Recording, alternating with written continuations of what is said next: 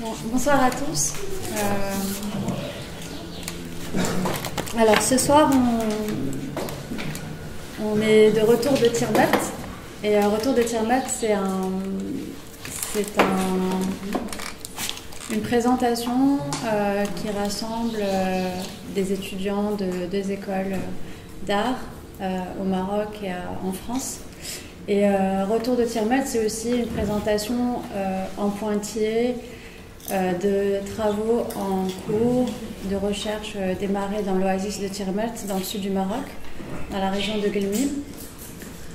Et puis c'est un écho à une résidence qui a lieu dans un autre contexte, qui est l'oasis, et puis qui converse avec des artistes qui ont connu l'oasis, qui ont fait l'expérience de l'oasis ici à Marrakech. Donc, on parle de Tirmat depuis le 18, parce que c'est aussi une aventure démarrée il y a quelques années par Carlos Pérez et ses amis, Mohamed Ajdal notamment, Ahmed Debah et d'autres, qui ont eu l'intuition d'amener des personnes, d'amener des gens, des artistes, mais pas que, chercheurs, les gens qui avaient envie de faire la rencontre du désert, des nomades, de l'oasis et de la vie oasienne. Donc il y a plusieurs choses dans ce contexte-là et des choses qui en définitive, étaient importantes d'explorer pour beaucoup. Donc la caravane Tirmat a commencé en 2015, je pense, c'est ça, 2015. L'idée était antérieure, mais la caravane Tirmat commence en 2015, donc c'est la première année où des artistes vont arriver dans l'oasis et vont explorer ce territoire. Mbarek faisait partie de la première édition. Depuis la première édition. Et puis, voilà, avec Ajdal bien sûr. Mohamed Ajdal et Mbarek Bouchichi sont artistes visuels marocains. Mohamed Ajdal est originaire de Taloudant. Ouais, c'est confus. Le Guilmen, c'est très bien. Et Mbarek Bouchichi de la région de Akka. Voilà, donc Oasis aussi. Oasis, de même, forcément. Moi-même, j'ai fait l'expérience de l'Oasis. Je suis originaire je suis fière de le dire maintenant, de Figuig, qui est le point le plus à l'est du pays, et qui est une oasis aussi. Donc, il y a comme une attraction comme ça de l'oasis quelque part. Claudia Triodi a fait l'expérience de Tirmat il y a 2 ans. En 2016. Ouais, en 2016. J'ai commencé la première expérience en 2016. Ouais. En 2016 et je suis retournée en 2016. En 2016, 2 fois, c'est ça? Oui, 2 fois en 2016. Voilà, donc c'était très rapide pour toi le retour. Ouais, c'est vrai. Et c'est intéressant dans ce sens, je pense qu'on va en parler à un moment donné, de ce retour en fait. Je pense qu'une des questions qui va revenir, c'est aussi de ce besoin de retrouver en fait comme un environnement originel presque. Enfin moi c'est comme ça que je le ressens dans ma propre pratique. Pour chacun c'est différent, mais en tout cas ce qui est intéressant c'est aussi que Claudia a décidé d'amener avec elle des étudiants de l'école de Cergy, ENSAP. SAPC. ENSAPC. Oui, de Cergy, Paris-Cergy, accompagnée par Judith Perron. Judith Perron qui également. Enseigne aussi à l'école de Cergy. Et je pense qu'à un moment donné, voilà, on va faire intervenir aussi les étudiants pour répondre à la conversation qu'on va avoir. Comprendre aussi du point de vue des nouveaux arrivants à Tirmat, l'expérience qu'eux ont eue. Et enfin, on parlera un petit peu des travaux qui sont présentés, notamment, donc il y a les étudiants de Paris et les étudiants de l'INBA, de l'École nationale des beaux-arts de Tétouan, qui par ailleurs aussi foulent la terre de Tirmat pour la première fois pour la plupart. Et je pense qu'il y a des échos qui se sont déjà faits entre certains, leur pratique, leur histoire, et c'est ça qui est intéressant. Voilà, donc pour l'introduction, Carlos, est-ce que tu voudrais prendre la parole pour exprimer un peu plus la caravane Tirmat en tant que projet dans un premier temps, et puis après, on peut aborder la question aussi de l'expérience des artistes dans l'Oasis. Et tout d'abord, c'était à partir de novembre 2014 qu'il y a eu des inondations à Tirmat. Ça a été pendant 2 semaines encerclés, tandis que personne du gouvernement se préoccupait d'eux, tandis qu'il y avait des femmes sur le point d'accoucher, il y avait des personnes âgées. Et face à ça, ils se sont débrouillés pour s'organiser, pour pouvoir passer avec des lignes de médicaments, des aliments. Et suite à cet événement, on pourrait dire que la morale de la population était très très très basse, parce qu'ils se sentaient vraiment isolés, et comme si c'était une population à part. Et des amis de l'Oasis, ils m'ont appelé parce que quelques années auparavant, on avait fait quelques ateliers avec des étudiantes, des jeunes architectes à l'Oasis. Ils voulaient que j'amène des étudiants de Beaux-Arts pour faire des activités, parce qu'ils voulaient faire un événement, un festival, pour lever un peu la morale. Moi, je l'ai dit que je n'étais pas pour amener des étudiants, qu'il fallait plutôt amener des artistes. Puisqu'il y avait Arda, il y avait aussi des gens comme Tadim Nadif, il y avait Saïd Raïs, et puis Abdeljalil, Saouli, Rachid Tourni qui était déjà venu, et Rabia Beladel. Et c'est là qu'on a commencé à faire un festival avec de la musique, avec des ateliers avec les enfants. Et c'est à partir de là qu'on a commencé à faire des choses, et on a vu les potentiels dans plusieurs aspects. D'abord, c'était comment faire un événement lié à la culture contemporaine dans un lieu que même les mots contemporains, ce n'est pas entendu, ni que la plupart des gens ne savaient pas de quoi il s'agissait. Mais surtout, c'était une question, il ne fallait pas oublier que ce n'était pas un événement qu'on fait pour eux, sinon qu'on le fait avec eux. Après, l'expérience qu'on a eue tout au long du pays avec des petites initiatives, il y avait des choses qu'on savait qu'on ne voulait pas. Ce n'était pas un modèle. Nous allons construire une façon de travailler dans une région où on ne peut pas réagir de la même façon que qu'on est au nord ou qu'on travaille dans une grande ville. Tirmat est considéré à 17 km de Guelmim, mais pratiquement c'était comme si c'était un ghetto. C'était la banlieue de Guelmim. Mais après aussi, surtout à la première année, il y a eu des conséquences, il y a eu des troupes de théâtre, de rue, de Berlin qui sont venus d'après ce qu'ils ont vu sur Facebook surtout.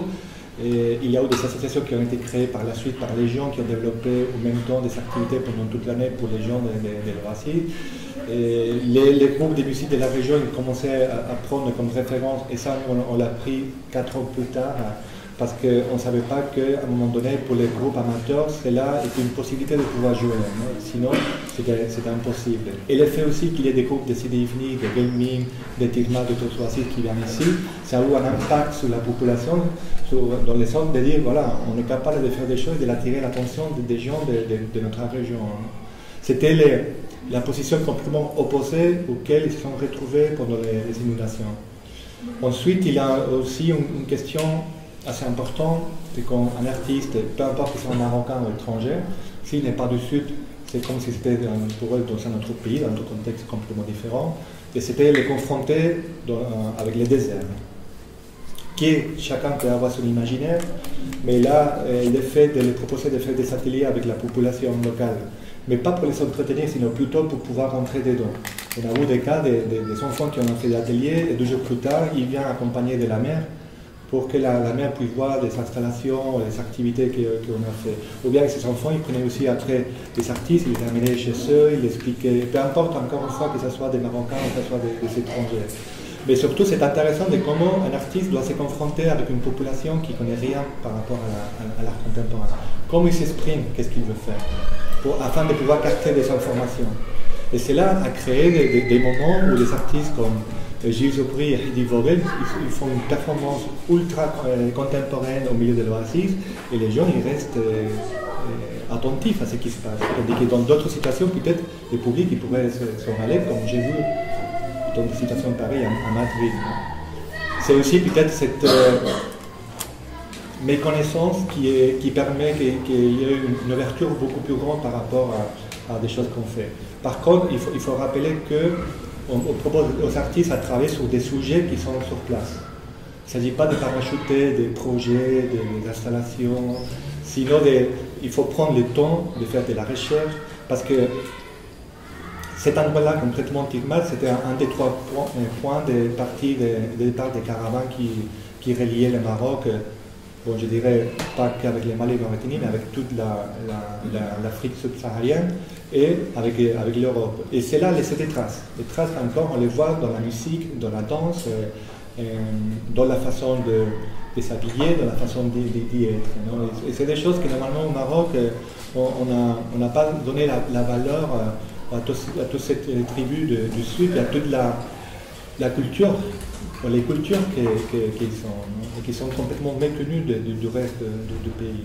C'est une façon de revoir et de pouvoir utiliser toute cette expérience, mais de notre façon. Non? Et que ce soit à travers les cinémas, que ce soit à travers les installations sonores, visuelles, de la photographie, de la peinture, énormément de sujets. Et cela a permis vraiment, après 5 ans, malgré que la manque d'appui institutionnel, je peux vous dire que depuis 5 ans, on n'a pas de financement. C'est toujours des donateurs privés de la part des organisateurs ou bien des artistes ou bien d'autres personnes. Mais on fait normalement, la moyenne c'est 5 000 dirhams de budget. Mais c'est une façon de comment, dans un lieu très très lointain, avec très peu de moyens, mais avec une solidité par rapport à ce qu'il y a sur place, on peut créer de la culture contemporaine qui est vraiment un trend. Alors je vais rebondir sur ce que juste sur les éléments que tu énonces en fait par rapport à la pratique contemporaine et aux possibilités de faire des ponts entre les traditions locales, par exemple de danse qui sont très fortes, de chant, d'univers du féminin qui est extrêmement présent, et tu as invité pas mal d'artistes dans ce sens-là, aussi quelque part par intuition, parce que probablement tu as senti qu'il y avait quelque chose de fort qui pouvait se créer, un lien, au-delà d'une production, parce que c'est pas non plus c'est pas une obligation, en tout cas dans la résidence de la caravane Tirmat, c'est toujours une question d'explorer un territoire, de créer un lien avec l'espace et la communauté. Et je voulais demander à Claudia justement comment tu es arrivée là et comment tu es revenue la deuxième fois. Qu'est-ce qui t'a fait revenir et c'était quoi déjà le propos de la première recherche?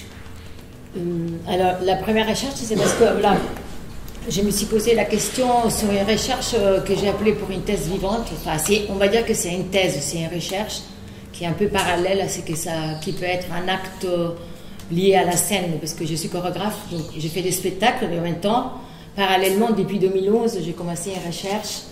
Et cette recherche, voilà, c'est des étapes qui veulent privilégier la pratique, qui disent en fait, qui tentent de dire que pratiquer, faire, créer des correspondances, des connexions et créer de la pensée. Donc, c'est un peu comme ça.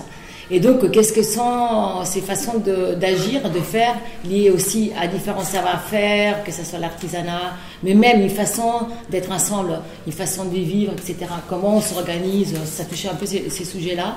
Mais avant tout, comme j'étais en train d'aller vers la fin de cette thèse, que je n'ai pas vraiment, mais enfin, que je me souhaite un jour rejoindre, en fait, c'est un peu comme un manifeste, j'ai pensé un petit peu que finalement, toutes ces recherches sur le faire, sur le geste, sur ce qui nous amène à pratiquer une chose plutôt qu'une autre et comment on s'investit dans la chose qu'on pratique, m'a amené à dire que j'avais quand même besoin d'un lieu, j'avais besoin d'un espace. Je suis revenue en fait à la question du dedans, de dire mais j'ai besoin d'un espace pour faire et pour échanger.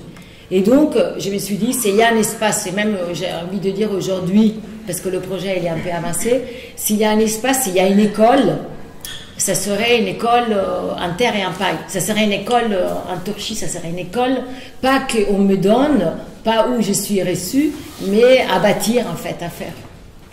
Et aujourd'hui, le projet, il va un petit peu vers ça. Il reste toujours connecté à mon activité liée à la performance, donc à la scène avec un public, etc. Mais il tente aussi d'exprimer la nécessité d'un lieu qui se construit d'une façon collective. Et donc j'étais sous cette réflexion et j'étais à l'espace d'Arja à Casa.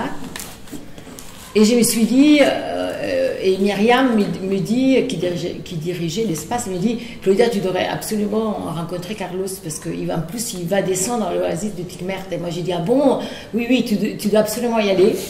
Tu vas trouver vraiment ce que tu cherches, c'est-à-dire des constructions à terrain paille, et puis un environnement particulier, tout ça.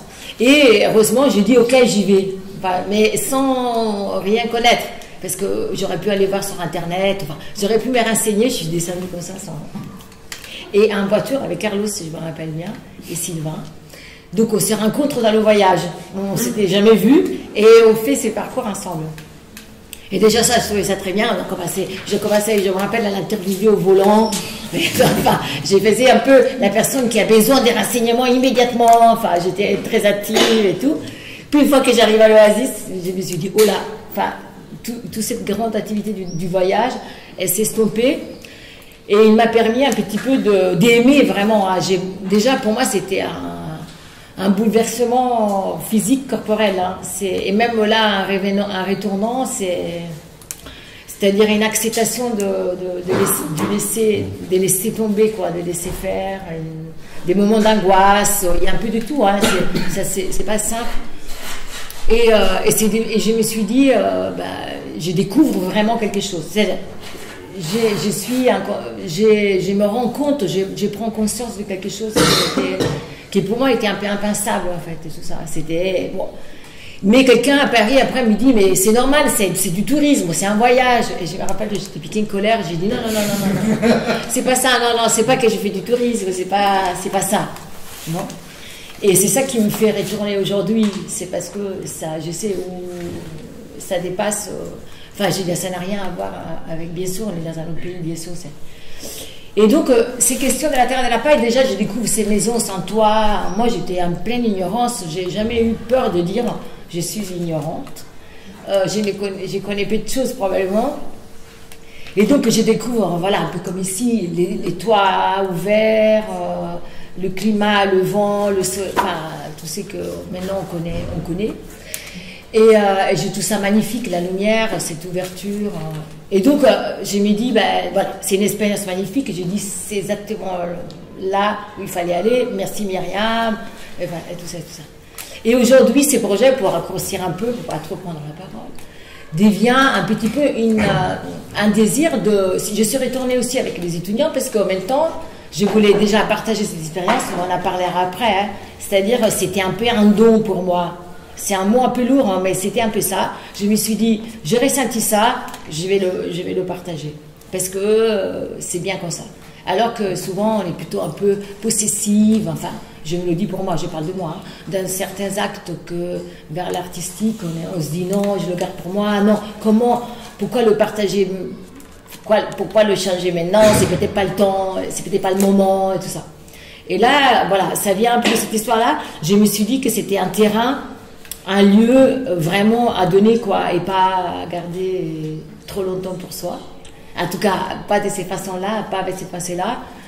Et aujourd'hui, en retournant, j'ai revu ces constructions à terrain pas, et même s'il y en a d'autres qui sont plus construits avec les mêmes matériaux, que j'ai pas envie de nommer, enfin, autres matériaux.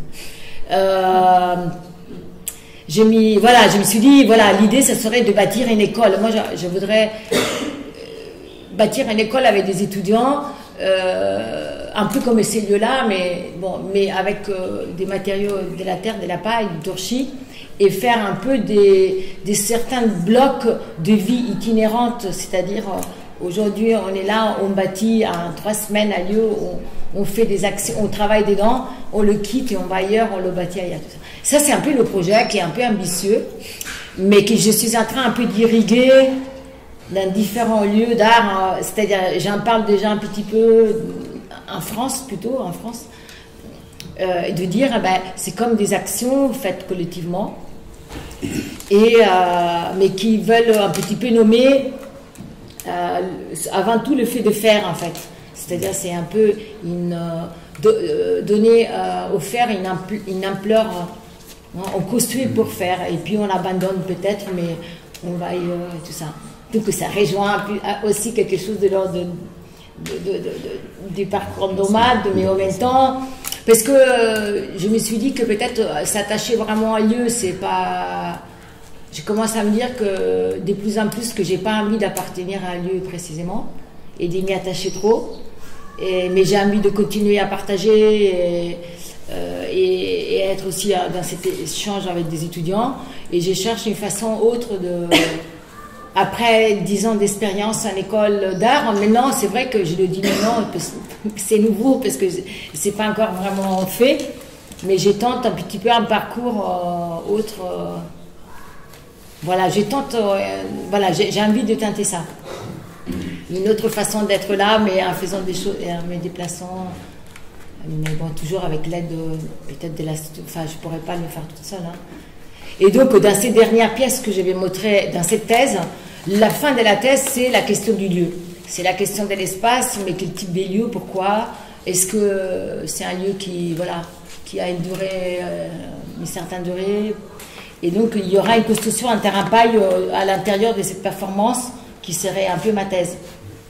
Voilà. Et donc, il y aura aussi cette expérience qui sera un peu redonnée dans la thèse, hein, qui en France, on dit un doctorat, mais... Moi, j'appelle ça, pour une thèse vivante, j'ai appelé ça, parce que ça serait plutôt très connecté au faire et à l'expérience. C'est un peu ça. Du coup, bon, super. Je dis un peu où j'en suis, mais... Tu lances beaucoup de perches et en fait, j'hésite à donner la parole à Mbark ou à Ajdel. Parce que je veux le laisser se reposer un peu, il arrive de... Oh, on est tous fatigués. Hein. Mais il y a la question qui est intéressante et la question de l'enseignement, puisque tous les deux sont dans l'enseignement et je pense que c'est quelque chose qui les touche autant l'un que l'autre. Et la question de l'école et de l'Oasis comme école, je pense que c'est une question intéressante. Du coup, je pense que je vais commencer par Ajdel parce que au-delà de l'Oasis de Tirmelt, Ajdel aussi développe depuis plusieurs années tout un projet d'utopie autour de l'école et d'un format aussi de l'école qui est un format de l'expérience en fait. Et je pense que la caravane Tirmelt participe aussi beaucoup à développer ce concept ou ce projet que tu as, qui est un projet très ambitieux mais en même temps très palpable parce qu'on est dedans aujourd'hui. Le fait que des artistes aillent en résidence dans des endroits comme Tirmelt, comme dans la Moulay Bouchtar, pour moi c'est un peu c'est un format très similaire finalement. C'est des espaces où on partage une expérience, où on est dans une exploration très intime, mais en même temps dans beaucoup de partage. Et ce qui est intéressant aussi quand tu dis que c'est un lieu que tu aimerais partager, je trouve qu'il y a ça autant que le secret, qui aussi donne au lieu peut-être aussi ce côté où on se raccroche à quelque chose qu'on a l'impression d'appartenir à soi, c'est-à-dire qu'on a l'impression que cette oasis, finalement, chacun a une histoire très personnelle avec l'oasis. On le retrouve beaucoup dans les travaux, dans ce qu'on peut en faire comme représentation dans les travaux, et notamment, on en parlera avec toi, Mbark, dans la manière dont tu abordes l'oasis dans ton travail finalement, ou en tout cas l'expérience de l'oasis que ça a amené dans tes projets au fur et à mesure, sans que ce soit quelque chose qui est, je pense, complètement transversal, mais pas complètement abordé. Pour préciser, avant que Toby prenne la parole, parce que quand j'ai parlé des débuts de Caravane Tirmelt en 2015, le fait cela a vraiment commencé en 2010. Lorsque ce monsieur-là, il m'a proposé à moi et à Younes Rahmoun de venir voir, visiter l'oasis où il avait vécu une année, que j'étais interné dans un internat là-bas, parce qu'il avait l'idée de faire des activités là-bas. C'est aussi pour dire qu'on avait fait même des propositions, on avait parlé avec les délégués de la culture, et à un moment donné, c'est là on l'a laissé. Et en parlant avec Younes, on a dit le moment arrivera. Et le moment est arrivé aussi en 2007, quand on a commencé à faire des ateliers, mais son idée c'était finalement, je ne sais pas si c'était son idée, mais c'est là déclenché tout ce dont nous parlons maintenant. Et ça c'est aussi pour l'importance peut-être Et pour revenir à la question de Moulay Bourstad, de l'importance que les artistes reviennent dans leur lieu, peu importe qu'ils sont loin, s'ils sont petits, mais qu'ils puissent faire bouger, attirer l'attention, la curiosité des artistes, des chercheurs, et qui peut, avec pas mal de patience, et cela peut devenir peut-être dans l'avenir quelque chose de beaucoup plus puissant.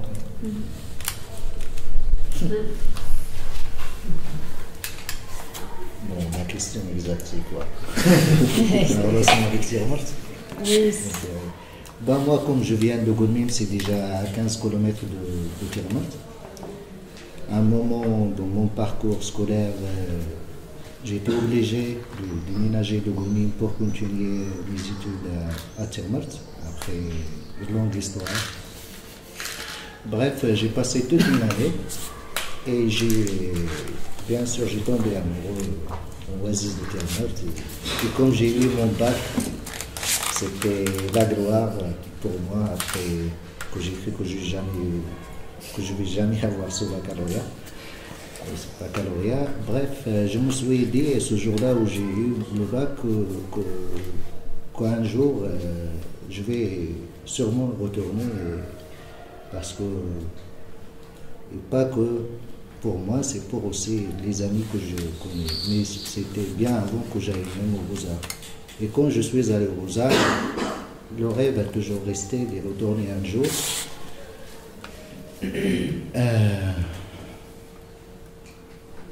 Oui, je peux aller direct. En 2011, je me rappelle très bien, je garde toujours une copie de ce mail-là. J'étais comme un fou, j'ai partagé tout un mail en écrivant comme quoi il y aura une école des Beaux-Arts, Oasis, de Tirmart, et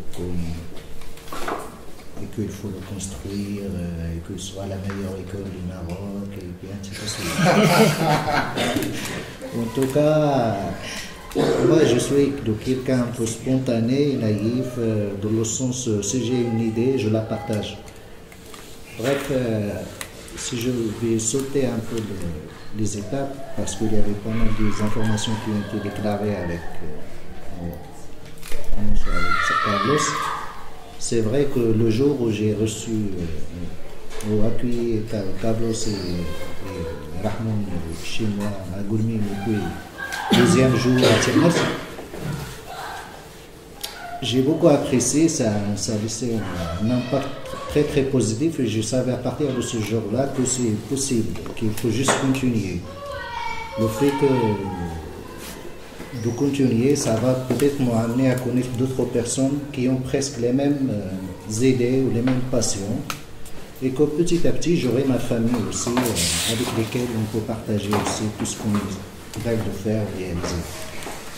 Bon, aujourd'hui, c'est un peu le cas par rapport à Tirmart, mais pas que Tirmart, c'est aussi comme ce qu'il a dit Leïla, Bouchtar Khammar.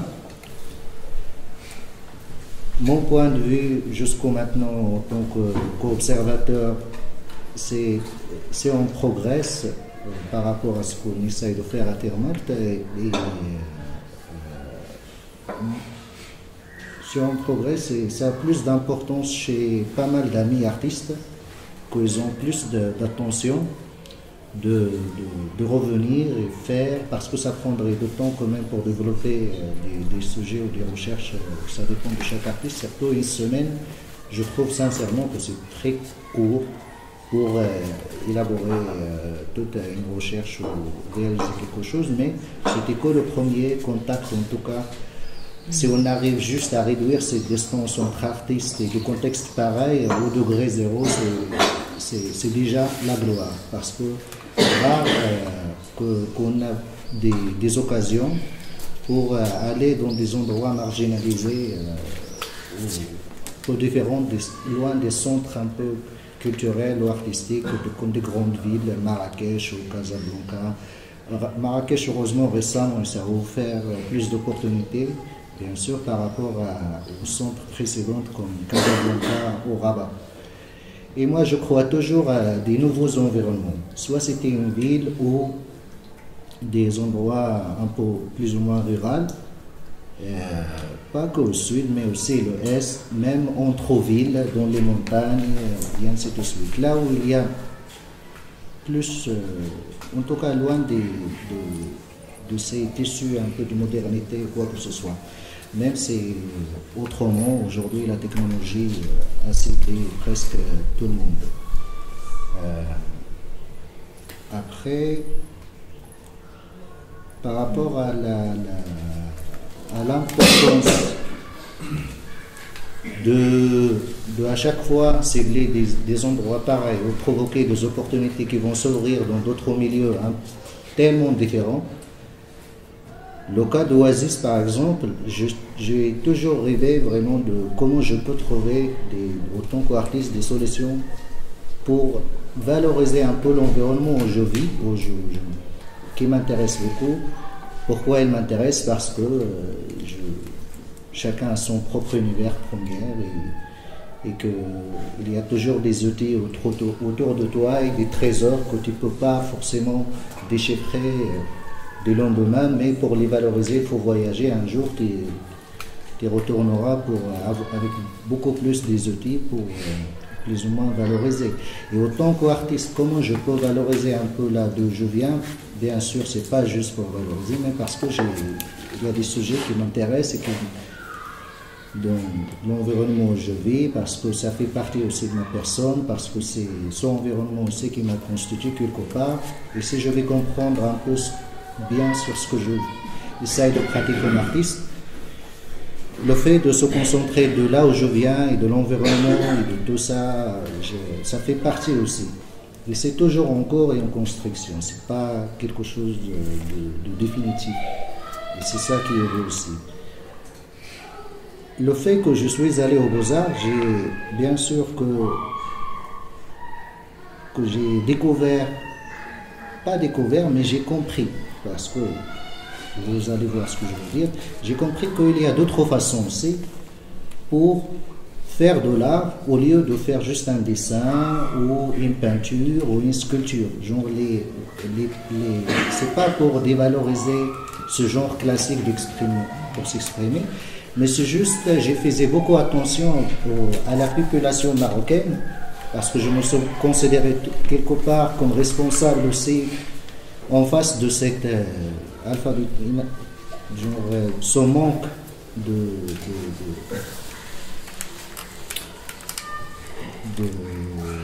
la culture plastique chez la population marocaine.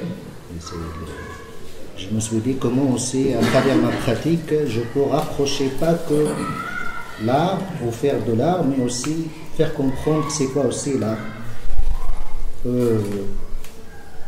Alors, au sein des Beaux-Arts, j'ai compris qu'il y a d'autres façons que j'ai pratiquées autant qu'au fond, comme nous tous, mais c'est juste qu'il soit une pratique aussi reconnaissante dans le lexique artistique et tout ça. Alors, parmi eux, par exemple, prendre un objet, détourner un objet, et comme quoi, je ne vais pas parler des couleurs et les couleurs ou quoi, mais je vais utiliser un objet qui est juste dans l'environnement où je partage avec les gens. Et à travers cet objet-là, par exemple, j'aurais réduit la distance et on peut parler, on peut discuter parce que cet objet-là, il fait partie de son propre environnement. Deux, généralement, pas que l'objet, mais l'objet fait partie de tout un tissu aussi global, d'une image aussi collective, spécifiée dans un contexte pareil, limité, dans une culture particulière, et que c'est bien aussi de valoriser certains contextes à travers ma pratique, comme ça je donne plus je serai au moins fidèle à cette diversité qu'on trouve au Maroc au niveau culturel, au niveau géographique, et que ça va ramener, c'est une valeur ajoutée aussi de plus au niveau de l'image. J'ai pas que travailler juste au son de la ville. Par exemple, si j'étais à Casa, tout ce que je vais faire, il va, avec la façon que je le fais, il y aura juste l'environnement casablancais en particulier et après autour. Mais si je fais un peu de tout, il y aura Casa, Rabat, Terre-Morte, Nouakchott, Sénégal, et par contre, si ma pratique il est un peu de ça aussi, c'est de partir un peu de soi et s'élargir petit à petit, comme c'est l'espèce d'espace, un petit espace au sein d'un autre espace, et ainsi de suite, jusqu'à cibler l'univers. Et quand je parle des espaces ou des villes, je parle plutôt des gens qui habitent sur ces lieux-là, parce que c'est la culture populaire qui m'intéresse beaucoup, pas l'histoire officielle, mais plutôt l'histoire populaire, ce qu'ils pensent les gens autour d'un sujet pareil, de leur vie, de ma vie, de moi, d'eux, et ainsi de suite. Et c'est pas suffisant non plus, parce que on n'est pas toujours capable de serrer un peu notre propre pratique, ou même de se comprendre parfois, loin même de là. On avait toujours besoin de l'autre. Et c'est pour cela la nécessité d'inviter des artistes, pas que, et des acteurs culturels, et tous les gens qui essayent de marquer leur présence autrement de là où ils sont. C'est important pour moi, et déjà, la plupart de ces gens-là, ils ne viennent pas de Zermatt comme exemple. Et c'est toujours important pour moi de découvrir là d'où je viens, là où j'ai passé plus de temps, un tiers de ma vie, à travers des yeux étrangers.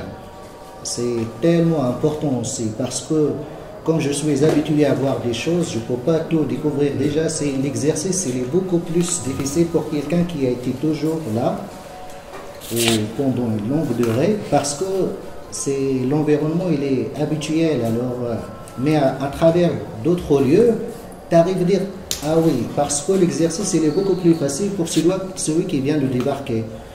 Et comme ça, je comprends beaucoup mieux à travers d'autres yeux. Et comme ça, j'apprends. Comme ça, c'est de l'apprentissage, c'est de l'échange. Et sincèrement, c'est pas qu'à Zermatt, mais un peu de tout. L'autre a été toujours pour moi un pont aussi pour que j'arrive à comprendre plus. Je cherche toujours des moyens de savoir plus sur les autres, et dans ce processus-là, d'en savoir plus sur moi-même. Et c'est une règle que j'avais toujours essayé de respecter. C'est juste parfois, je tombe sur le défait soit d'aller tout seul ou marcher avec les autres, et qu'on essaye de... C'est pas toujours évident aussi d'être tout le temps avec les gens, et tu avais toujours besoin de recul, parfois même pour aller trop vite. Mais bref, comme j'ai choisi aussi d'aller le plus loin possible, j'ai choisi de marcher avec les autres.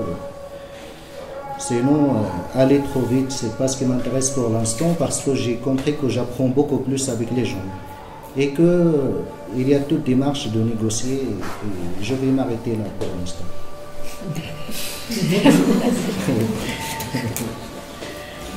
Ce que je vais faire comme transition.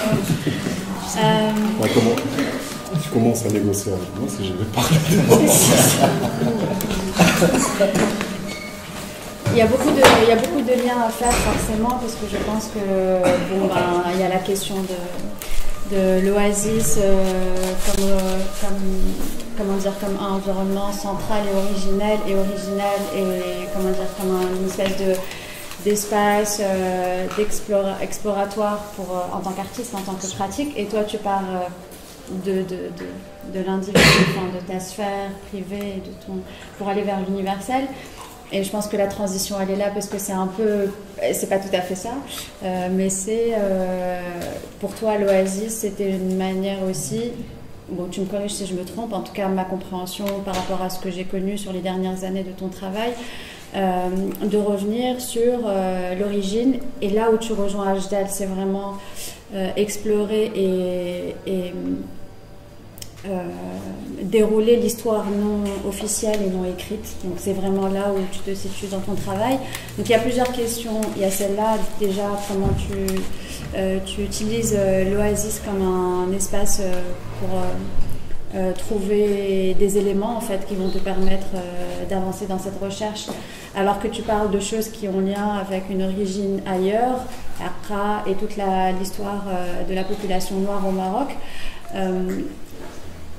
Et voilà, et je pense qu'il y a ce rituel en fait que tu as probablement mis en place, qui devient un besoin d'aller sur Zermatt. On s'est vu juste avant que tu partes, peut-être une semaine avant, et bref, tu revenais je sais pas d'où, comme d'habitude, fatigué, les cours, etc.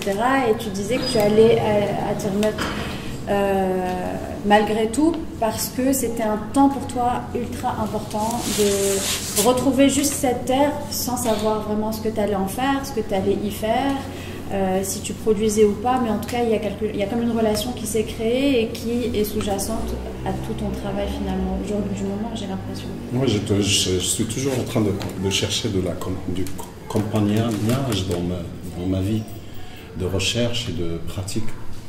Je suis né à Akka. Akka, c'est une grande oasis à quelques 200 km, je crois, au nord-est de Tirmouth.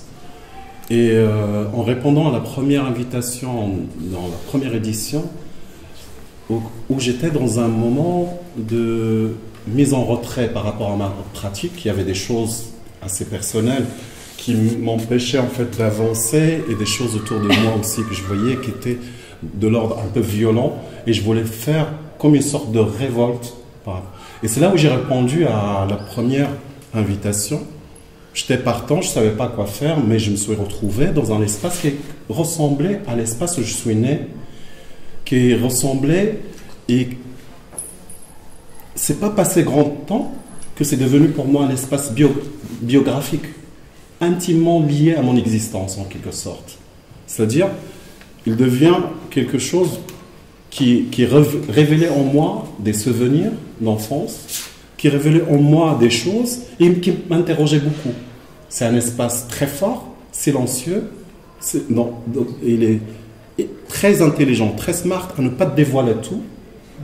Il est dans l'économie du geste, de la parole, des choses, elles sont là, elles sont existantes, elles sont fortes, présentes. Ils parlent peu, mais ils ont beaucoup de choses à raconter. L'idée de cette résidence me fascine parce qu'il y a cette marge aussi de redéfinir ce qu'est une résidence. C'est presque un geste politique. Dire aux gens que vous pouvez faire les choses autrement. Que vous pouvez réinventer d'autres règles du jeu, de la pratique. Dans mon cas, c'était vraiment ça. C'était cette sensation de commettre l'acte artistique autrement. De le faire, de le vivre, de partir de là. Les choses là-bas, ils me permettent aussi une grande liberté d'interprétation et de recherche par la suite. Je me souviens, je vais là-bas, je ramasse des cailloux. Mais par la suite, ces cailloux, je peux en créer, en inventer une histoire en face du silence. Je peux l'utiliser, je peux l'interpréter, je peux le présenter en tant que travail plastique. Je peux m'arrêter là, si tu veux.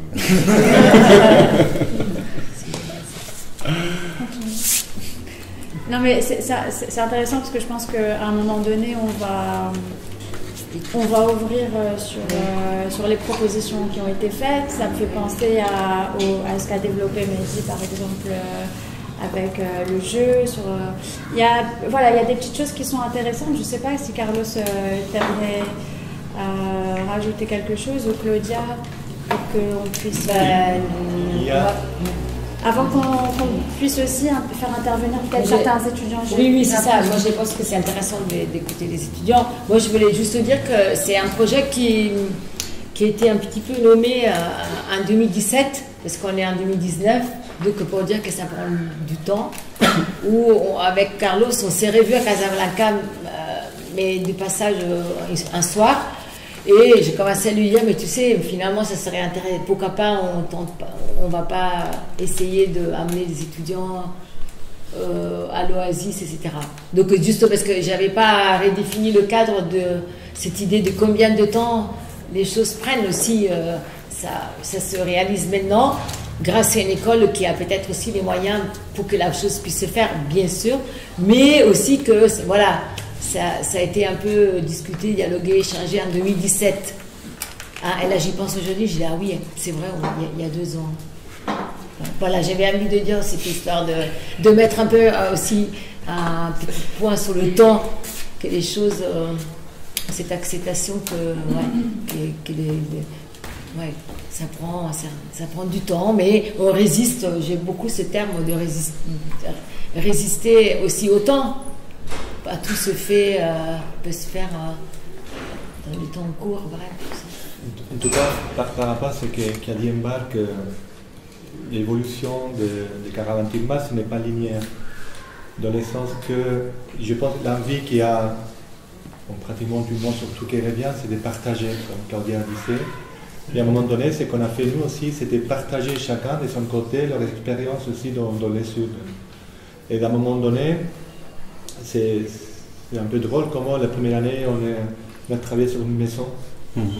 La deuxième année, il y a déjà des gens qui ont utilisé 2 maisons, une partie de l'Oasis, mais en dehors de l'Oasis. Et cette année-là, on est parti un peu, bon, pas à l'aventure, mais on est parti dans un autre oasis à 65 km et on a monté sur une fortification almoravide. Ce n'est pas qu'une excursion, c'était aussi, ça répond à ces recherches qu'on fait aussi par rapport aux caravanes. C'est d'autres projets parallèles, le projet CAFIA qui nous fait parcourir les territoires des ACA et que sur des expériences que chacun fait de son côté, qu'après on peut transmettre aussi à Caravane Tirmat. Dont la question aussi des nomades. Les premières années, les nomades, c'est quelque chose qui pour nous, c'était à côté. Et maintenant, ça commence à devenir, je ne dirais pas l'élément essentiel, mais c'est aussi comme ouvrir un champ de recherche un peu plus hallucinant, moi, de mon côté. Et moi, je pense que c'est important, ces questions de faire de la recherche, de partager des expériences. Parce que c'est là, après ça peut donner des résultats complètement inattendus. Oui, je suis pas universitaire, mais j'y vais vraiment comme un enfant. Tout le côté impulsif m'intéresse. C'est comme une manière de réfléchir, de résoudre des problématiques, même plastiques, qui partent de la vie jusqu'à la plasticité. Ces éléments de bricolage, de résister au temps, de faire avec, me fascinent, me ramènent beaucoup de choses. Et il me laisse croire, presque et persuader que l'idée, elle est dans la mobilité, elle n'est pas dans une chose statique. Elle est dans la mobilité parce qu'il a le droit de s'exercer à ce jeu de partage, de construction, de reconstruction. Que d'ailleurs, c'est dans les racines de l'articulation de cette région-là. Mais quand je vois les gens, comment les objets, comment ils font avec les objets, c'est toute cette médecine qui va après intervenir, après que l'objet soit cassé ou réutilisé dans un autre contexte. Tous ces aspects ils sont intéressants parce qu'il n'y a pas seulement une dimension il y a un corps qui pense. Il y a un corps qui pense et qui trouve ses solutions.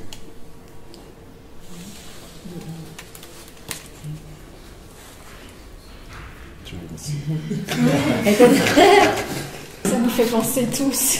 Oui, c'est vrai. Ça me fait penser. Oui, c'est la question aussi du nomadisme dont tu parles, Carlo, et qui intervient de plus en plus, je pense, dans la caravane Tirmat et dans tout l'aspect de la résidence. On sort aussi de l'oasis pour aller explorer d'autres choses. Et donc, finalement, il y a la question de l'autre qu'a abordé Ajdal qui est essentielle. Et qui est, il y a quelque chose qui est très beau que Ajdal a dit, donc je veux revenir dessus, parce que ça m'a beaucoup touchée quand tu dis que tu réinventes et que à chaque fois tu redécouvres l'oasis à travers les yeux des autres. Je trouve ça très très beau, parce que c'est aussi quelque chose d'extrêmement généreux de ta part et de la part de l'oasis, de la part de tous les gens qui nous accueillent à chaque fois qu'on va à Tirmat. Et de permettre à des gens de venir explorer cette oasis-là à travers une pratique artistique ou de la recherche, c'est extrêmement valorisant pour la région. Et c'est une trace importante pour nous parce qu'il y a cette question de l'objet, de la nécessité, de l'utilité de l'objet, de ce qu'on en fait de cet objet-là.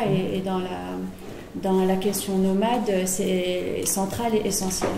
Et après, il y a la question un mot aussi que tu as utilisé de multiculturalisme, je ne sais même pas dans quel contexte tu l'as dit, mais ça me renvoie aussi au fait que le nomadisme, c'est aussi un mouvement qui a permis à des gens d'arriver de partout et de croiser des pensées, des idées et des origines, quelque chose qu'on a un peu oublié dans nos contextes contemporains et dans nos villes, etc.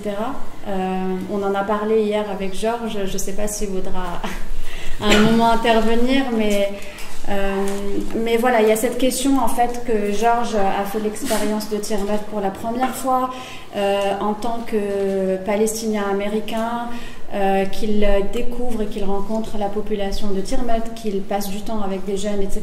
Il y a une conversation qui s'enclenche, etc. Et donc voilà, c'est des choses qui sont importantes à des moments donnés parce qu'il y a des lieux qui permettent ça, et ces lieux, c'est l'Oasis en particulier. Voilà, je pense que c'est le moment d'ouvrir un peu et de comprendre comment cette expérience de croisement et de faire connaissance avec un espace qui, pour les étudiants de Paris, je trouve extrêmement intéressant parce qu'il y a comme un décalage en fait entre des temporalités et des rythmes différents et comment on arrive à trouver sa place et voilà, comment on s'emboîte avec l'Oasis. Comment ça s'est passé? Peut-être Claudia, tu pourrais nous en dire un peu plus, ou tu sais qui a envie d'intervenir? Non, peut-être il faut leur... Oui, il y a Juliette aussi. Il faut leur peut-être poser la question. Moi, j'irais bien au fait que j'ai aussi, par rapport à ce que j'entends, refait un peu l'expérience en regardant le groupe faire. Voilà, c'était par moments... Voilà, je me suis posé beaucoup de questions en les voyant se mouvoir dans ces lieux. Voilà, ça m'a fait... C'est pas tant revoir le lieu autrement, mais je me suis, oui, posé beaucoup la question de la place, peut-être de la nécessité d'être dans deux, trois situations en même temps. C'est-à-dire que je les voyais faire et puis j'avais aussi envie de faire et puis je me disais mais non, mais je ne suis pas venue pour faire, alors je vais les regarder, ça va me donner... Enfin, mais en fait c'était pas un jeu, j'étais un peu perturbée, je dois avouer, mais j'ai un peu parlé, hein, je ne l'ai pas caché. J'étais un peu dans des états voilà, j'ai un peu fait avec moi-même, c'était pas toujours simple. Parce que j'aurais pu aussi avoir envie de m'en aller 3 jours et de disparaître, tu vois, de dire ah bon ben je ne suis pas finalement, je sais pas. Mais ce que je peux dire là pour terminer de mon côté, c'est bien de laisser la parole, mais j'ai beaucoup appris. J'ai beaucoup de notes, j'ai beaucoup de choses à repenser pour une nouvelle expérience et tout ça. Donc j'ai trouvé l'expérience très positive parce que ça m'a fait passer à beaucoup de choses, à d'autres façons. Je me suis mise aussi en critique. Enfin, j'ai plein de choses à échanger avec moi-même et puis à repartager un peu plus tard. En fait, c'est un peu ça que je me suis dit. Est-ce que quelqu'un veut prendre la parole pour partager une expérience? Mais justement, c'est là-dessus. C'est qu'en fait, il y a une dimension que par on va dire, modestie, Carlos n'a pas mentionné, mais Carlos a documenté, a archivé Tirmat. Donc, si Mohamed parlait de découvrir Tirmat par les yeux des autres. Je comprends parfaitement ce que tu veux dire, mais dans la même phrase, on découvre aussi Tirmat par les yeux des autres, parce que c'est justement quel regard aussi intéressant que celui des artistes sur Tirmat, justement, non?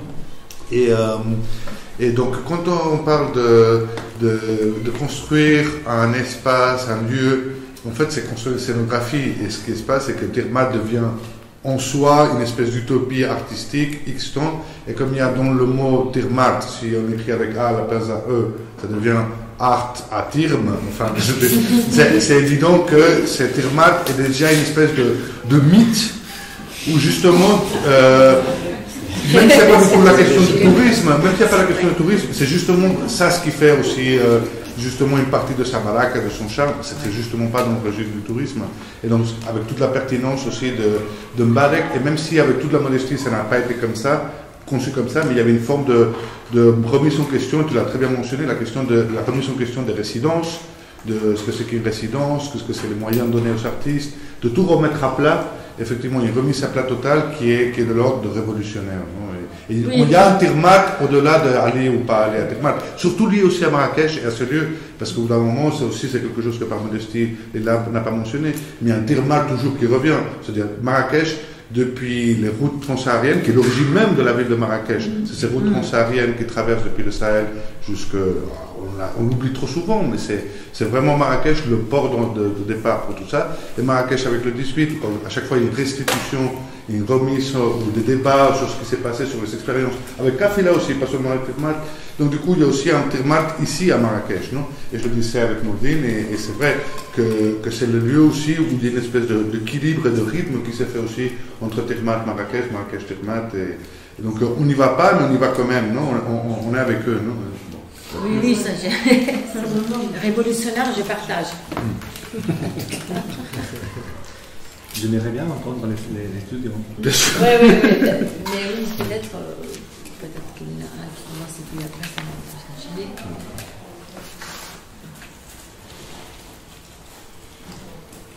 Non, on pose la question directement à quelqu'un. Je dis... Non, mais c'est très beau en plus, cette restitution. Et peut-être qu'il faut partir dès la restitution pour poser des questions. Peut-être qu'on est trop dans ces séparations et donc la chose ne va pas forcément se faire. J'ai tenté de comprendre. Peut-être qu'il faut se début. Peut-être c'est ce qui passe. Vous avez toujours pas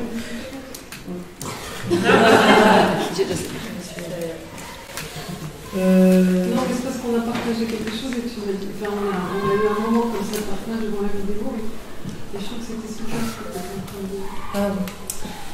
dire. Si je veux partager une expérience par exemple que j'ai eue là-bas, parce qu'en fait je pense qu'on a tous eu beaucoup d'expériences en 6 jours, et même si on ne sera pas tous capables, en tout cas je ne me sens pas capable de toutes les partager aujourd'hui. Parce qu'il y a beaucoup de choses à déchiffrer, à comprendre et à remettre en perspective. Je pense notamment quand je rentrerai en France, et quand je reviendrai dans un format, dans une méthode de production qui a été très différente de celle que j'ai aujourd'hui, pendant la semaine qui s'est passée. J'ai effectivement eu, quand tu disais que quand tu es arrivé dans cette oasis, c'est devenu une oasis biographique. C'est un peu un réplicata de l'oasis où tu as grandi, mais j'ai eu aussi cette expérience-là, par exemple, en échangeant avec une famille, une famille de Tirmat, des femmes en particulier, avec qui j'ai passé du temps, plusieurs jours d'affilée, en compagnie de Sarah. Et du coup, dans les gestes, dans la quotidienneté, dans le temps qui s'écoulait entre elles et dans leurs conversations, dans la manière dont elles se sont occupées de moi, parce que elles nous ont vraiment invités, ça c'est quelque chose, je pense qu'on a tous ressenti pour les étudiants, c'est qu'on a une générosité énorme, en fait. Déjà du lieu en lui-même, parce que toutes les ressources sont accessibles, en fait. Il n'y a rien qu'on ne peut pas utiliser pour produire, ce qui est vraiment, je pense, radicalement différent, même dans une école d'art où il faut toujours passer par des demandes, des autorisations, savoir à qui appartient quoi. Même quand on est dans l'école, alors quand on n'est pas dans l'école, là c'est encore pire, on ne se sert pas comme ça. Et à Tirmat, tout était matière, mais les gens aussi, tout était source de matière et source d'inspiration, il y avait vraiment quelque chose comme ça. Et donc, quand j'ai passé, pendant toute cette période que j'ai passée avec ces gens, j'ai ressenti une transmission d'informations, d'un échange, un don de temps, de soi, même juste le fait d'être présent en fait dans un lieu qui n'est pas le sien, c'était déjà aussi un énorme don. Mon séjour à Tirmat, ça a été d'attendre et d'être là et de voir en fait et de prouver le fait que je pouvais être quelque part en fait où normalement dont je ne suis pas originaire, et peut-être normalement j'aurais rien eu à faire là en fait, j'étais pas destinée à être là, mais d'éprouver le fait de pouvoir y être, de pouvoir échanger avec tous et de pouvoir absorber, de comprendre. J'ai l'impression que j'ai passé beaucoup de temps à juste comprendre et à être présente en fait. Je sais, c'est un peu flou, on dit comme ça. Et oui, et du coup, je passe 3 jours d'affilée au sein d'une famille. C'est pas 3 jours entiers, en fait, c'est juste des temps de thé. Mais on sait bien qu'au Maroc, il se passe beaucoup de choses autour du moment où on prend le thé, quoi. Beaucoup de conversations. Voilà. Et progressivement, en fait, je suis un peu absorbée dans le flux des conversations. On me passe à manger, on s'occupe de moi, on m'offre des bijoux, on me tresse les cheveux. Je me retrouve dans des gestes et dans des rapports aux autres que je n'ai eu qu'à un moment intime de ma vie, très jeune, avec ma famille. Moi, je suis métisse et j'ai donc j'ai une métisse d'Afrique, entre autres, pas que, mais entre autres.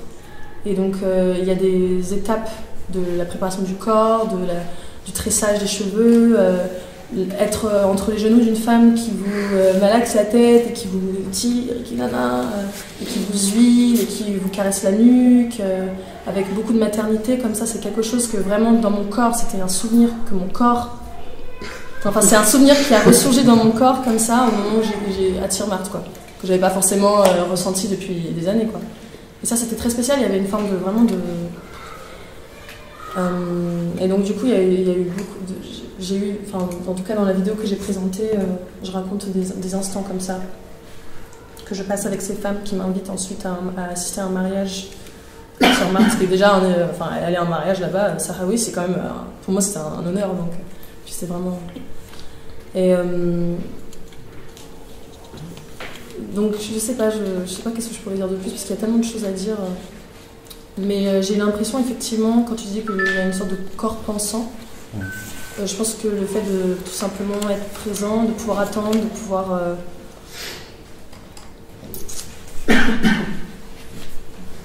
pouvoir avoir eu ce temps comme ça d'absorber un peu tout, les rites, les lumières, très différents de ceux auxquels nous on est à Paris confrontés en fait. Enfin, je veux dire, les rythmes c'était choquant, quoi. Je veux dire, on était KO à des heures de la journée où d'habitude on aurait été très actifs. C'est vrai. Et la relation à l'espace public, intérieur, tout ça, à l'intimité des autres. Et aussi une énorme simplicité. Enfin, j'ai jamais l'impression d'être regardée comme un drôle d'oiseau là-bas, en fait. Non, mais c'est vrai, je pense que c'est peut-être aussi l'effet Caravane Tirmart, ils avaient l'air très... J'ai jamais vu des gens étonnés de nous voir, alors que, enfin, je sais pas, on n'avait pas l'air très locaux non plus. Mais il y avait un truc, il y avait une simplicité, il y avait une facilité d'être et de pouvoir opérer, de pouvoir prendre, transformer, agir avec la matière, interagir avec les autres, accéder à leur foyer, échanger avec eux, recevoir des bribes d'informations sur leur vécu, sur leurs attentes, sur leurs espoirs sur le futur, ou sur leur perception de la caravane ou du Maroc, par exemple, qui était assez incroyable en fait. Il y avait toute une forme de porosité constante qui, moi, voilà. Je vois dans le travail la vidéo d'ailleurs.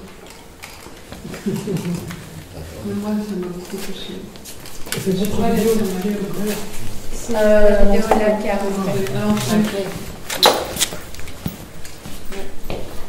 Quelqu'un de Liba?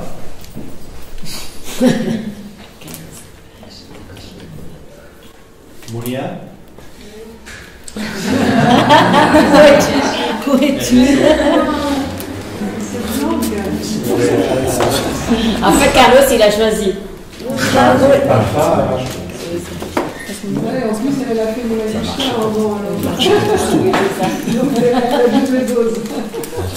Donc, pourquoi tu as eu aussi une expérience et tu as eu une recherche impossible et tu as travaillé plutôt au-delà des oasis et je pense que ça serait bien de partager un petit peu ce que tu as vécu là. Après, Laura d'autres. D'accord. Avant même de partir à Tirmart, on a eu la chance d'avoir un masterclass avec Carlos à l'école de Beaux-Arts de Tétouan. Et j'étais plus ou moins curieuse par rapport à... Il nous parlait tout le temps de Tirmart et de l'expérience et de l'oasis et tout ça.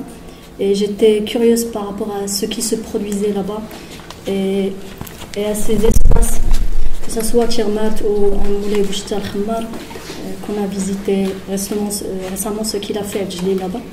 C'était curieuse par rapport à ces espaces alternatifs, par rapport à ce qui se crée, par rapport à la pratique artistique à ces endroits. J'étais un peu, c'est pas dispersée par rapport au sujet. Je dis pas que j'ai pas trouvé. C'est une mine de sujets, Tirmat. J'ai trouvé plein de sujets que j'ai pas pu à un certain moment choisir. Et c'est là que j'ai commencé à faire des visites en nomade. C'est près d'Asrir. C'est pas Tirmat, mais près d'Asrir. Il y avait deux familles de nomades installées là-bas. Et là, j'ai commencé à se poser des questions par rapport à l'appartenance, par rapport à l'attachement de ce que sont les nomades par rapport à, je sais pas, aux éléments naturels, la terre, l'eau et tout ça. Et je me demandais, c'était ça le début, je me demandais est-ce qu'ils ont un objet, est-ce qu'ils possèdent un objet inutile qui ne sert à rien. C'était ça le début. Et j'en demandais de plusieurs façons et je ne trouvais pas de réponse. Et là, cela m'a amené vers d'autres questions, par rapport à eux, par rapport à comment ils perçoivent la vie, comment ils s'attachent à d'autres choses immatérielles plutôt. Et même parce que moi, au début, j'ai pas compris comment ça se fait ici on a plein d'objets inutiles, plus décoratifs qu'autre chose. Et même pour les bijoux, c'est plus, comme celui-là, c'est plus une boussole pour se déplacer. Et là, ça m'a amené envers d'autres choses. Le rapport à l'eau, comment il se déplace par rapport aux autres. C'était ça. Mais c'est le début d'une recherche.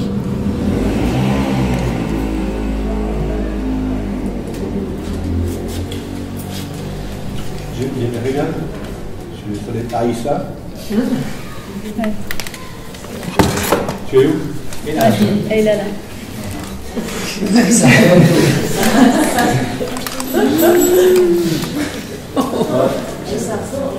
Ils sont tous planqués. Aïssa, il vient de Tiznit, qui est à 1 heure et quart de l'île Mim, mais qui jamais était venu à Tirmat. Et moi, j'aimerais bien tout simplement parce que, en fait, c'est l'ESSO qui a fait une installation sur place. Bien si on ne demandait pas de faire quelque chose sur place. Mais un jour, elle vient quand j'ai fait ça. C'est la photo que vous pouvez voir après là en haut. Et j'aimerais bien que tu racontes qu'est-ce que tu as fait.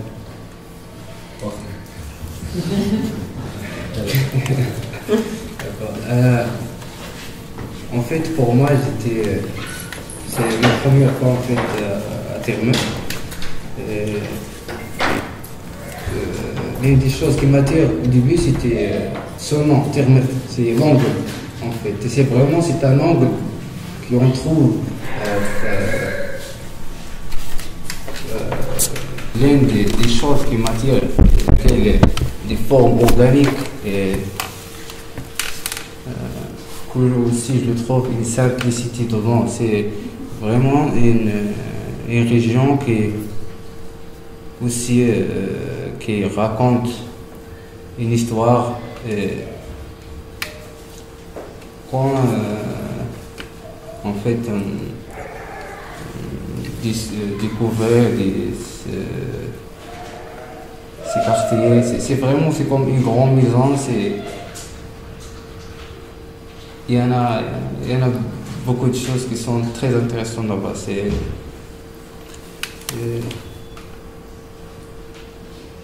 tout ça.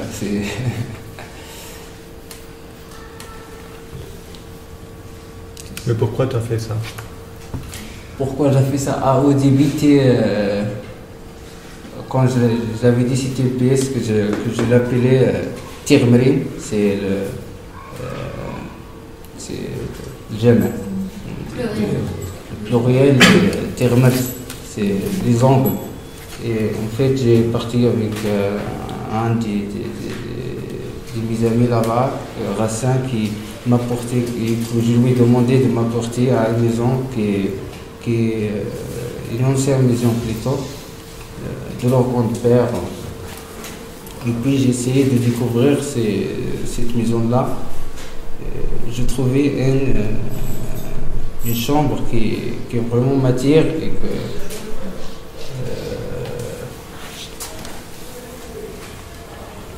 et en fait qui correspondant à quelques points que je veux chercher là-bas. C'est comme une chambre qui garde plusieurs éléments, plusieurs choses que ça peut nous aider à faire quelque chose. Et dans cette chambre-là, j'essaie de mettre. Et en fait, il y avait des branches, des palmiers là-bas. Et j'essayais de mettre l'un l'autre. Et puis j'essayais de suivre la lumière qui se rentre en nous. C'est comme ça, ça sort cette forme. C'est tout ça.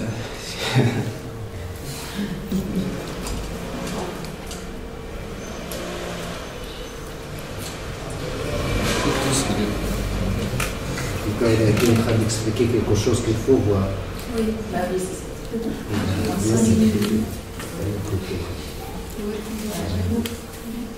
Au fait, finalement, il est parti de la recherche sur la terre en tant que matériel de construction. Et puis l'effet que là-bas, l'oasis, au moins de façon traditionnelle, on puisse construire avec ce qu'on a sur place. Il a repris ces mêmes idées. Qu'est-ce que je peux faire en tant qu'installation d'art contemporain sur cette pièce-là avec les éléments que je vais trouver. Et puisqu'il avait un trou dans les plafonds de cette maison abandonnée, il a profité de ces morceaux de bois, des branches qui tombaient du plafond pour faire l'installation qu'il a fait aussi en tenant compte de cette lumière qui rentre, de façon aussi de décomposer les plafonds, mais qu'avec des éléments qu'il a trouvés sur terre. Est-ce que quelqu'un d'autre veut parler de... Ou en... J'ai des questions aussi. Ça rentre dans des questions très précises, très personnelles sur les artistes. Mais comment tu as vu, par exemple, c'est dommage qu'elle ne soit pas là pour en parler elle-même, non? Mais j'ai trouvé, par rapport à ce que j'ai pu comprendre, des propositions très fortes, par exemple, notamment de Khadija Labiad, non? Avec ce que j'ai pu voir documenté, c'est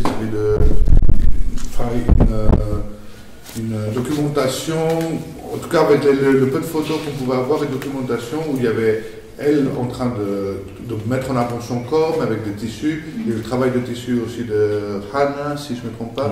Il y a eu beaucoup de chorégraphies. Ce que j'ai pu voir, c'était des choses très très belles avec l'utilisation de la pierre, parce que c'était des espaces, toujours par rapport à tes photos, où la présence des pierres était dans la scénographie très forte.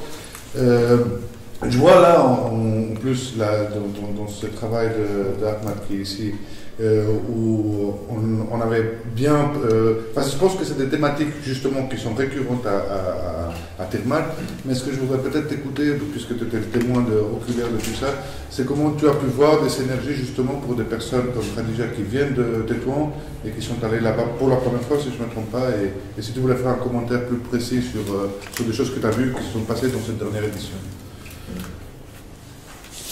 Je vais me satisfaire juste sur j'ai pas eu le temps de suivre tout le monde, bien sûr.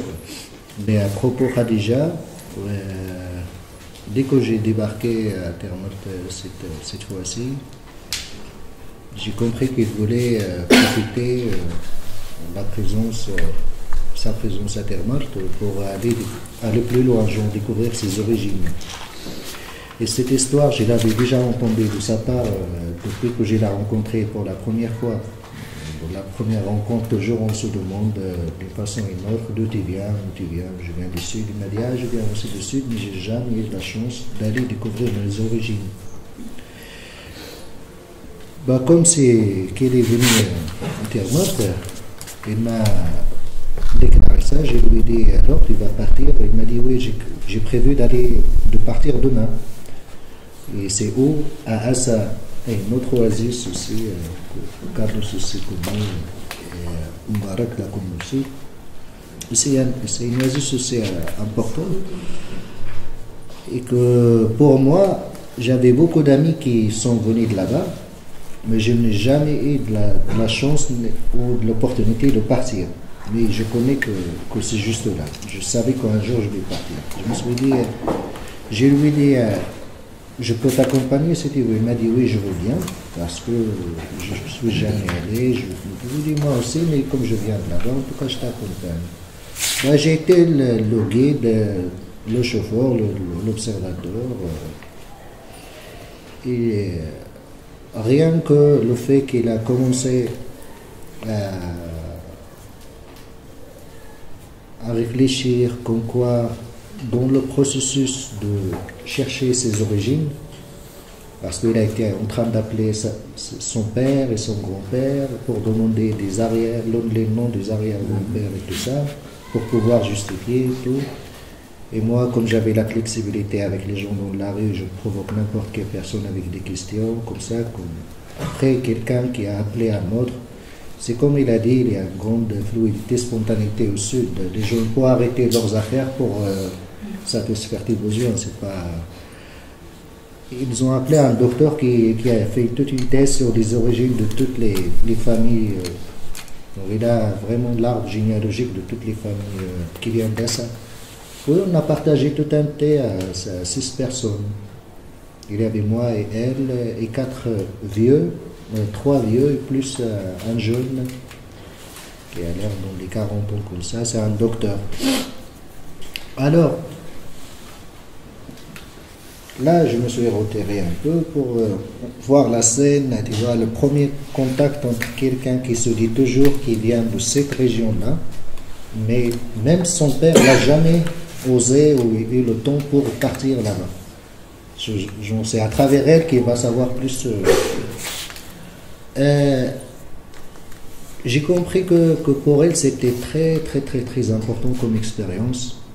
Il a pris toutes les informations déjà, il sait déjà très souvent de la famille qui l'appartient et pourquoi ils sont déménagés de là-bas, parce que c'est aussi quelque part des nomades, il s'est installé aussi définitivement après que son arrière-grand-père a été aussi malade, à Essaouira.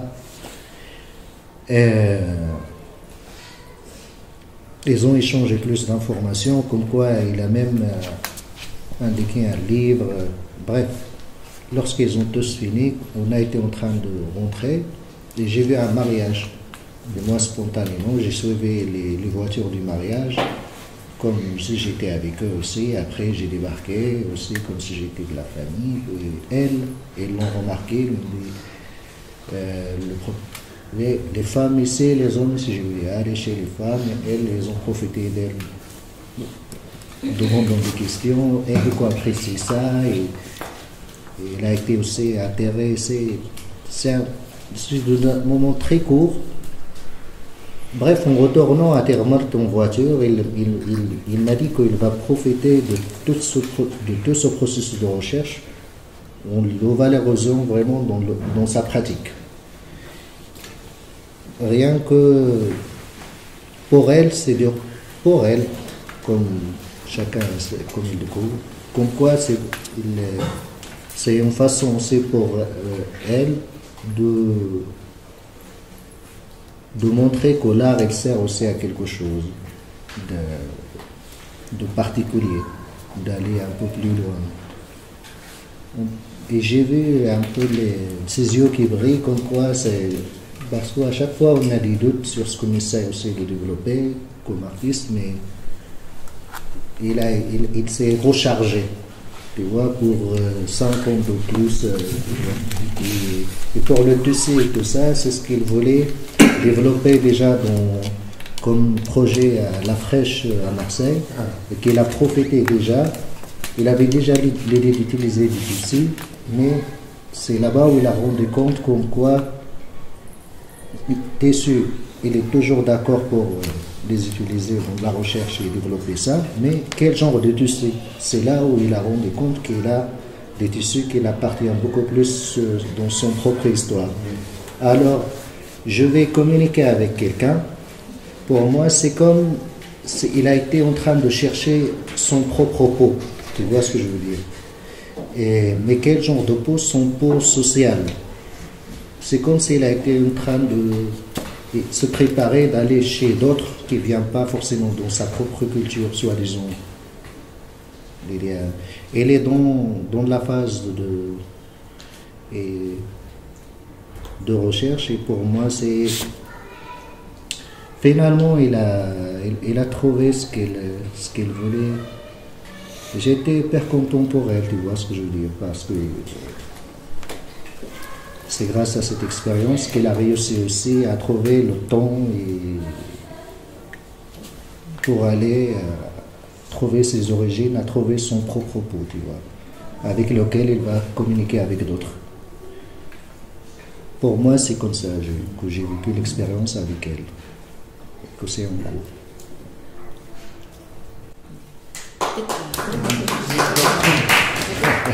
En fait, je vais juste... parce que, bon, c'est quelque chose que j'aurais pu annoncer au début, mais il y a une performance qui va suivre. Donc c'est important qu'on reste... Donc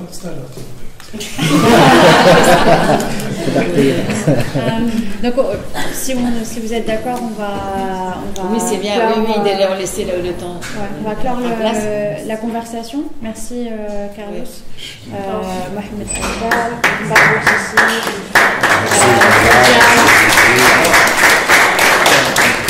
il y a les vidéos, la photo. Bien sûr, oui, il y a tout. Donc on va regarder la performance. Oui, et puis on vous invite à faire un retour. Voilà. On a besoin de faire un tout petit point sur ce que tu as dit très rapide, parce que c'est un truc que je voulais dire avant et que là ça me lance la raison juste un peu. Pas faire de redit par rapport à ce qu'a dit Elisabeth sur son vécu, que je m'identifie pas mal à ce qu'elle a dit et tout ça. Je pense que personnellement, une des expériences et une des choses qui m'a le plus touchée, marquée, et vraiment de façon incroyable, c'est que je pense que je repars avec un très grand respect pour tous les gens qui sont en train d'organiser ça, parce que j'ai ressenti une très grande sincérité et en fait, je me dis qu'en tant qu'étudiant en école d'art, j'aimerais que tous les gens à Cergy puissent avoir vécu une rencontre comme ça, parce que ça donne du sens un peu à pourquoi ça donne envie d'être artiste, pourquoi ça donne envie de rencontrer des gens qui ne sont pas de ce milieu-là, pourquoi ça donne envie de faire des choses dans d'autres contextes. Et j'ai trouvé ça, vraiment j'ai trouvé ça super fort aussi, la façon avec laquelle on a été mis en lien avec les habitants, toujours dans un très grand respect pour les gens qui habitent là. On n'était pas... tu vois, tu disais que à l'Oasis et dans notre voyage, tout ce qu'on pouvait voir, ça pouvait être matière à faire des choses.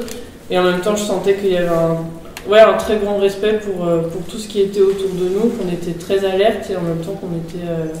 En tout cas, personnellement, je me suis sentie très impressionnée par approcher d'un endroit que je ne connais pas, mais en même temps...